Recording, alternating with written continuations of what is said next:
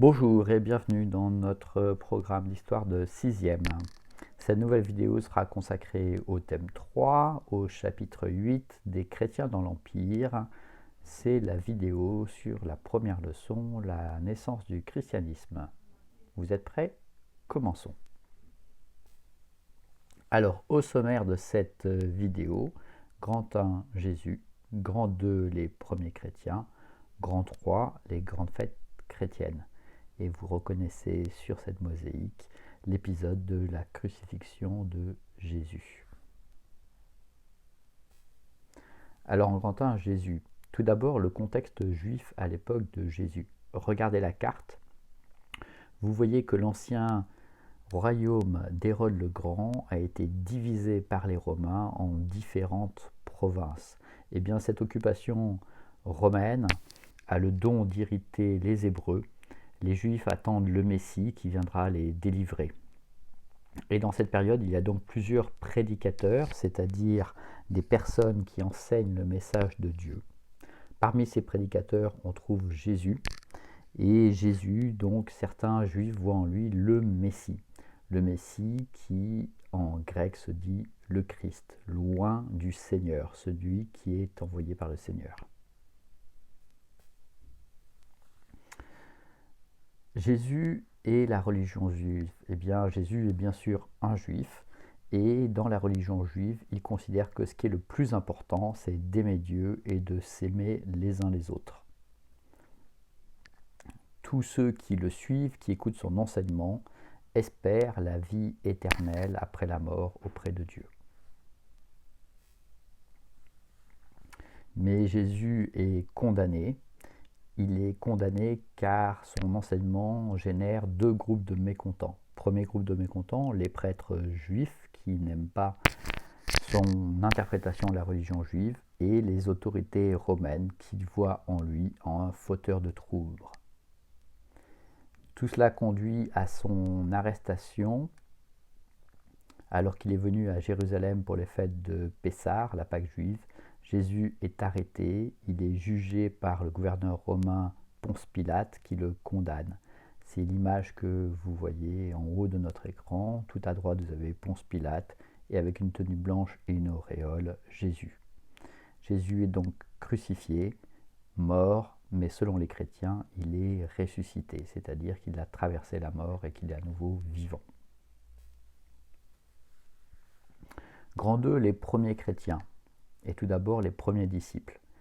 Les disciples, c'est quoi? Ce sont les compagnons de Jésus qui croient en son message et qui l'accompagnent. Eh bien, ces compagnons, après la mort et la résurrection de Jésus, ils diffusent son message et certains deviennent très connus, comme Paul. Paul, qui était un hébreu qui persécutait au début les chrétiens, eh bien, Paul est devenu lui-même un chrétien et il fait connaître Jésus.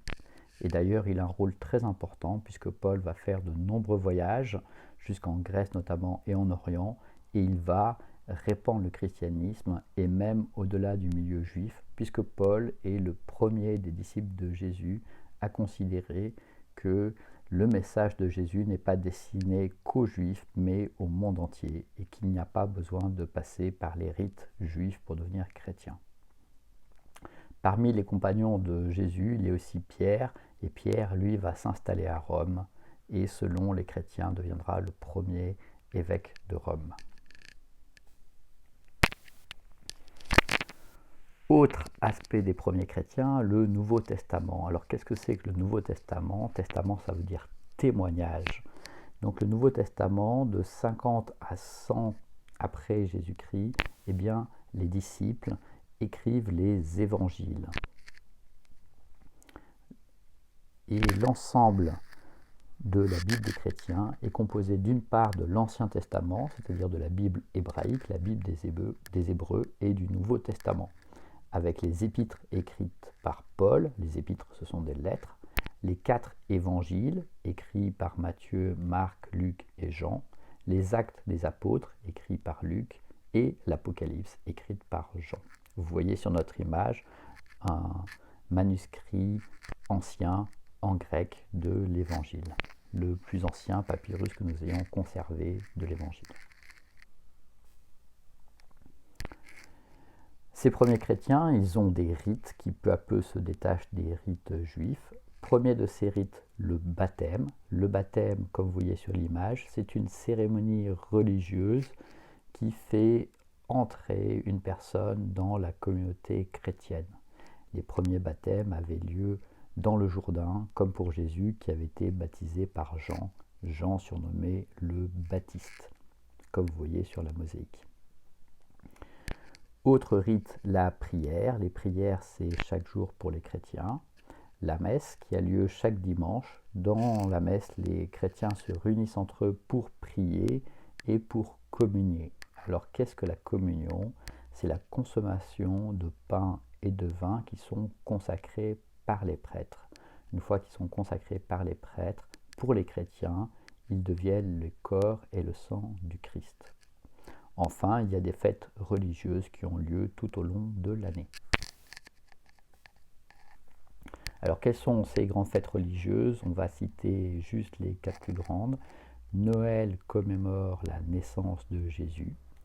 Pâques commémore la crucifixion de Jésus, sa mort puis sa résurrection. L'Ascension, c'est la montée de Jésus au ciel. Et la Pentecôte, c'est le moment où l'Esprit Saint descend sur les apôtres. Voilà, j'espère que cette vidéo sur le début du christianisme vous a plu. Je vous donne rendez-vous très bientôt pour une prochaine vidéo. Au revoir.